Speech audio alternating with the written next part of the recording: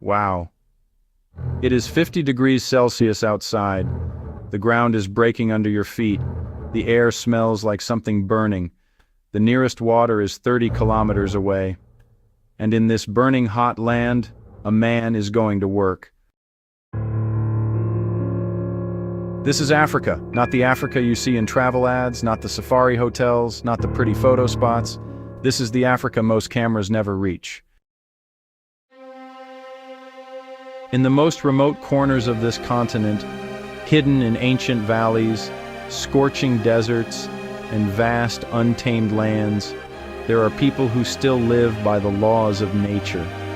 They did not run from these places. They learned to live with them, became part of them.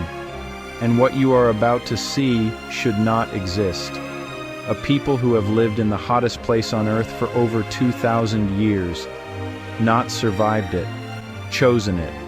A community that washes in something you would refuse to touch and has better skin than most people in any modern city. Women who step forward to be whipped in front of everyone they love and call it an act of love. And one last group of people, just 1,300 of them, who own almost nothing and worry less than you do right now.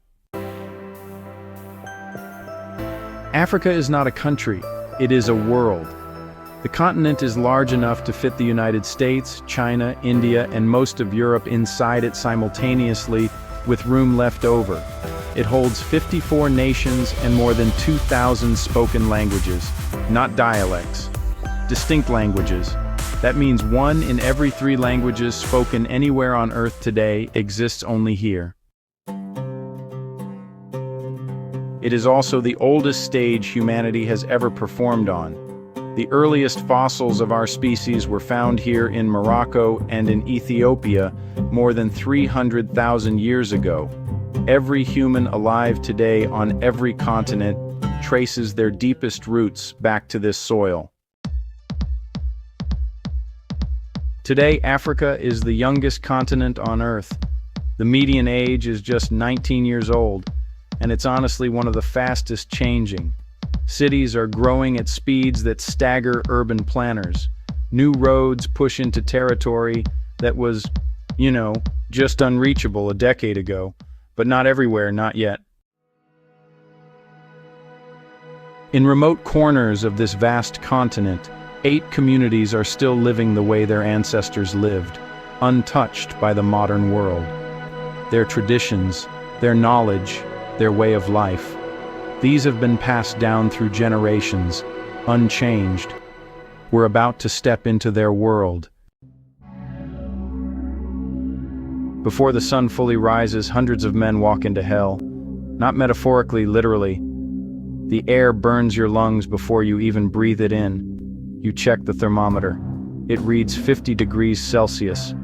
It is only 7 o'clock in the morning. The Danakil Depression in northeastern Ethiopia sits more than 400 feet below sea level. It is one of the lowest points on the surface of the Earth. The landscape looks like the aftermath of a volcanic nightmare.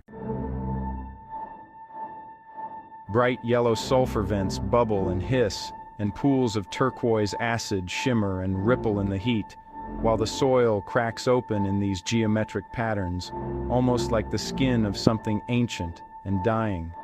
The smell hits first, sharp, chemical, sulfur, that catches in your throat before you even realize you've inhaled it.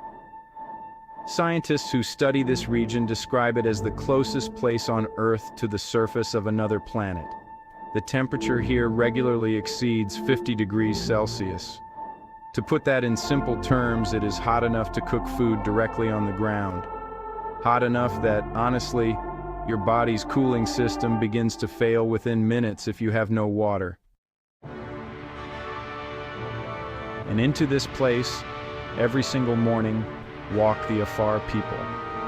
The Afar have lived in the Danakil for over 2,000 years. They are not passing through. This is not a seasonal camp.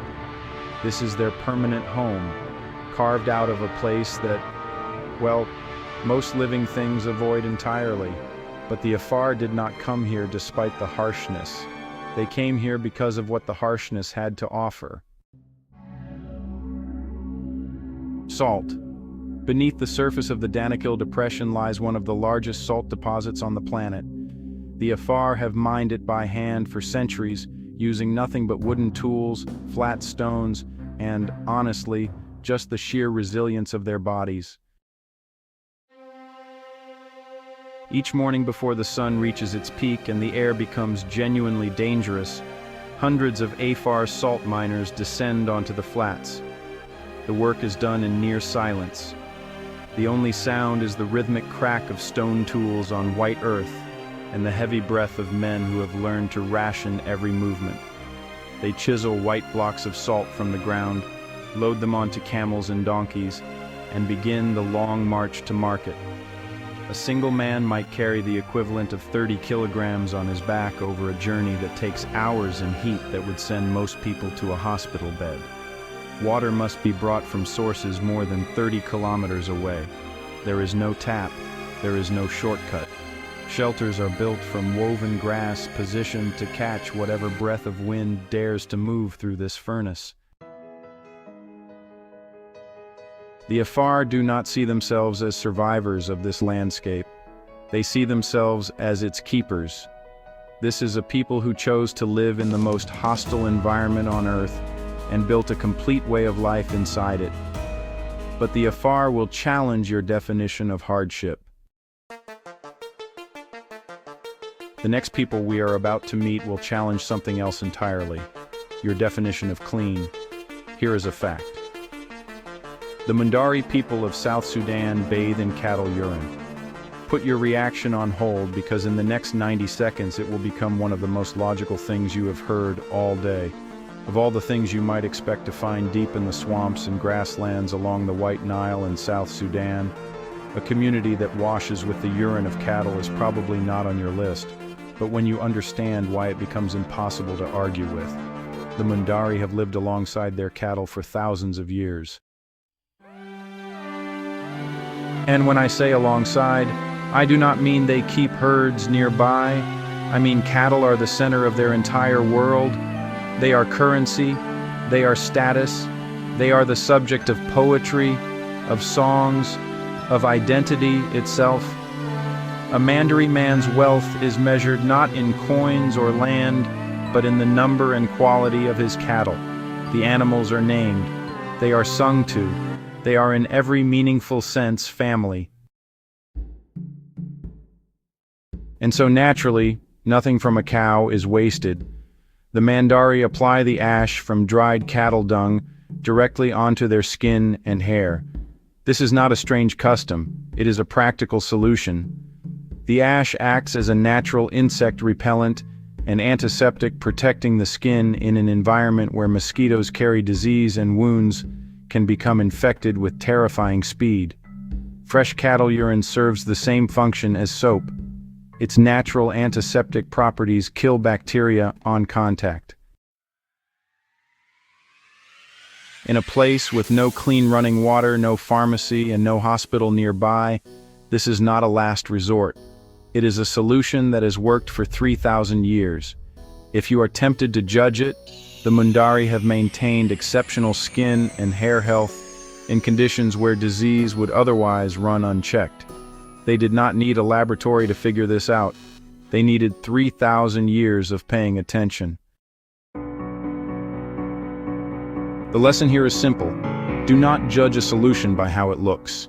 Judge it by whether it works. From the wetlands of South Sudan, the air changes. Something tenser moves through it. We are entering the territory of warriors, and their definition of respect will make you uncomfortable. Two men stand in an open field. Each holds a pole the length of a man, thin, flexible, made for one purpose.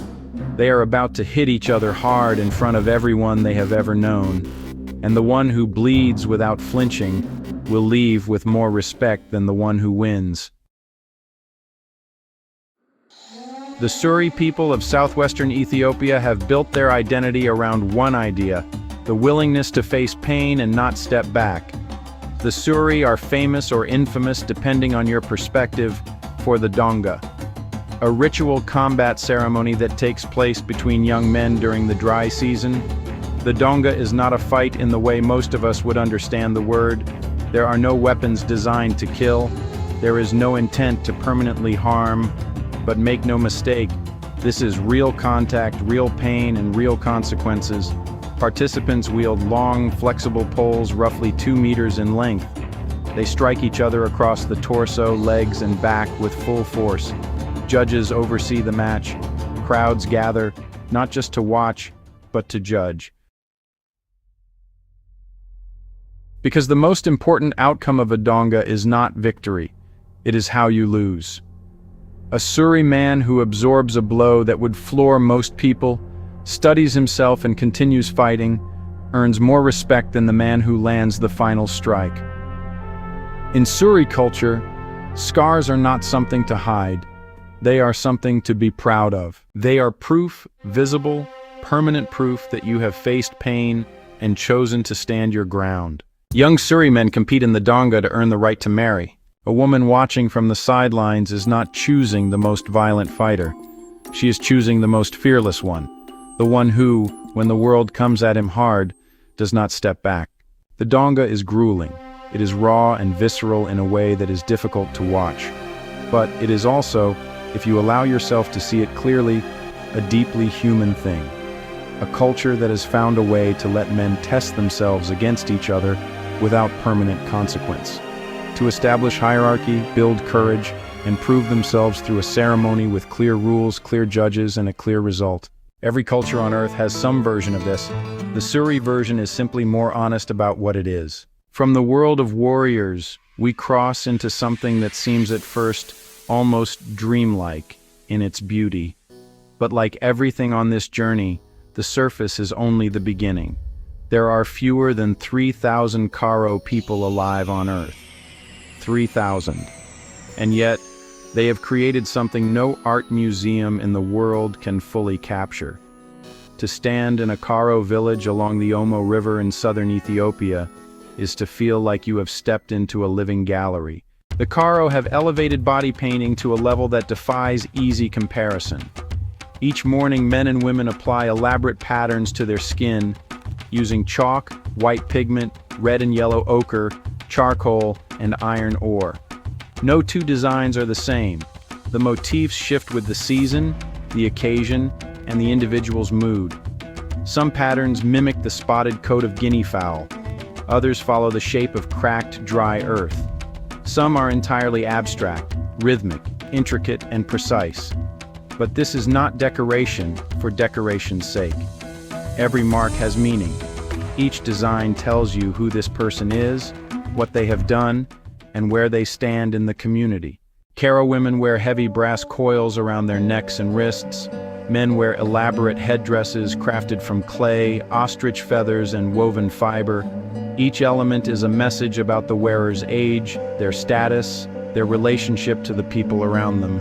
It is really a complete visual language written on the human body. Then there is the ukuli, the bull jumping ceremony. For a Karo young man to cross the threshold into adulthood, he must run across the backs of a line of cattle, not once, but 4 times without falling. The cattle shift. The surfaces are unpredictable. A fall is not just embarrassing. It means another year of waiting, another year of existing in the uncertain space between boy and man. But before the young man takes a single step, something else happens. Something that will stop you completely. The women of his family step forward, and they receive whippings across the back from male relatives. Deliberately, without resistance. These marks are not punishment.